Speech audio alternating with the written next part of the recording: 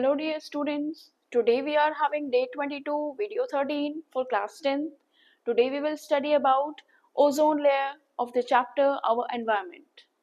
Ozone layer is the layer of ozone gas in the stratosphere layer of atmosphere. That's why the stratosphere is also known as ozonosphere.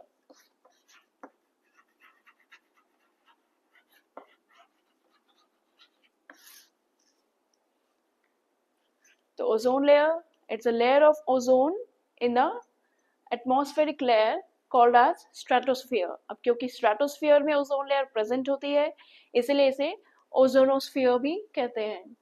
अब पढ़ें इसके बारे में कि ये form कैसे होती है. एक्चुअली जो ओजोन लेयर की फॉर्मेशन में हेल्प करती है आपकी ऑक्सीजन गैस ही जो आपके एटमॉस्फेयर में प्रेजेंट है.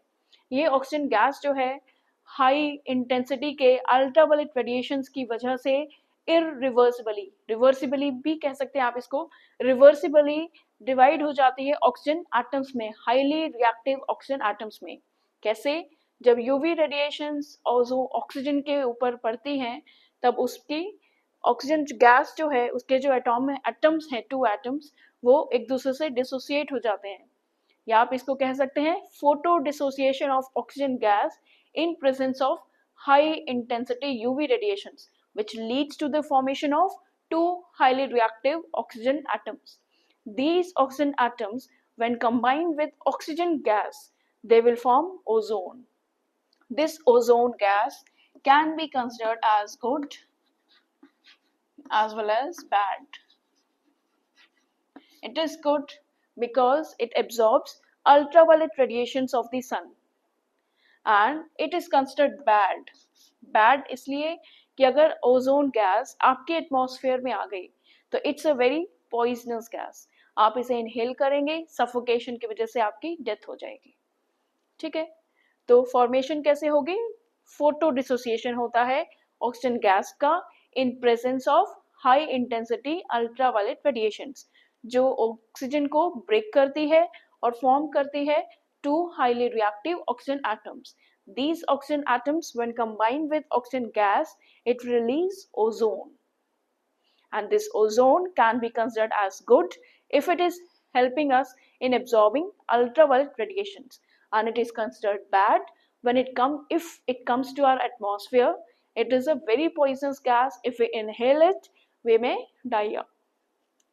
Next is the cause of depletion. Ozone layer जो आपके अर्थ सरफेस को प्रोटेक्ट कर रही है यूवी रेडिएशंस के इफेक्ट से, वो धीरे धीरे अब कम होती जा रही है. कम होने का मतलब क्या है? डिप्लीशन, खत्म होना मतलब thinning of ozone layer. Ozone layer की जितनी परतें हैं वो धीरे धीरे कम होती जा रही हैं because of the presence of CFCs in the atmosphere. Chlorofluorocarbons जो एक कूलेंट्स होते हैं आपके रेफ्रिजरेटर में, एसीज में इस्तेमाल होते हैं आपके फ्रिज को या कमरे को ठंडा करने के लिए. जितने भी कंप्रेसर्स होते हैं उनमें गैस प्रेजेंट होती है, तो वो गैस रिलीज होने की वजह से ज़्यादा जब हम उनका एक्सेसिव यूसेज करते हैं तो कुछ अमाउंट में एनवायरनमेंट में ये रिलीज होते हैं. तो ये जो है आपके ओजोन लेयर को अफेक्ट कर रहे हैं, धीरे धीरे उसको घटने का कारण बन रहे हैं. ठीक है, अगर ओजोन लेयर कंप्लीटली डिप्लीट हो जाती है, जबकि आपने पढ़ा भी होगा जो अंटार्कटिका है उसके ऊपर 1986 में एक होल ऑब्जर्व किया गया था अक्टूबर में, और वो होल धीरे धीरे बड़ा होता जा रहा है. होल एक्चुअली में we can consider as a thinning of ozone layer. तो अफेक्ट्स क्या होंगे अगर ये डिप्लीट हो जाती है? तो जितने भी ultraviolet radiations, harmful radiations earth surface पे आराम से आ जाएंगी, उनको ओजोन लेयर एब्जॉर्ब नहीं करेगी, वो सीधे अर्थ सरफेस पर आएंगे. अर्थ सरफेस पे हम प्रेजेंट हैं, लिविंग ऑर्गेनिजम्स प्रेजेंट हैं, जिसकी वजह से क्या होगा? उनका इम्यून सिस्टम वीक होता चला जाएगा. इम्यून सिस्टम जो हमें बीमारियों से बचाता है, इम्यून सिस्टम वीक होगा तो मल्टीपल बीमारियां अपने आप ही हमें लग जाएंगी. दूसरा है स्नो ब्लाइंडनेस. स्नो ब्लाइंडनेस का मतलब होता है इन्फ्लामेशन ऑफ कॉर्निया. आपका जो बल्जिंग आउट पोर्शन है आईज का वो सूज जाएगा और फिर फट जाएगा, जिससे कंप्लीट ब्लाइंडनेस हो जाएगी. स्किन कैंसर, यूवी रेडिएशंस आपके हैंड्स, आपके स्किन पे आ जाए तो आपको स्किन कैंसर होने के चांसेस होते हैं. और अगर अर्थ पे जितने भी प्लांट्स हैं उन तक पहुंच गए यूवी रेडिएशंस, तो जितने भी प्लांट्स और छोटे एनिमल्स हैं वो सभी डिस्ट्रॉय हो जाएंगे, खत्म हो जाएंगे. तो इनको रोकने के लिए एक एग्रीमेंट साइन हुआ था 1987 में UNEP द्वारा, जिसे हम कहते हैं मॉन्ट्रियल प्रोटोकॉल, इनका मेन पर्पस था CFCs को बैन करना, ताकि ओजोन डिप्लीशन से हम किसी भी तरह से अपने देश को या अपने यूनिवर्स को बचा सकें।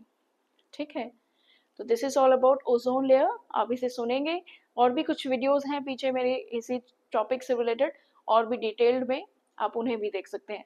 तो ये जो कंसिडर मैंने आज किया है, that is only for NCERT, और we can say about board exams. Okay, thank you.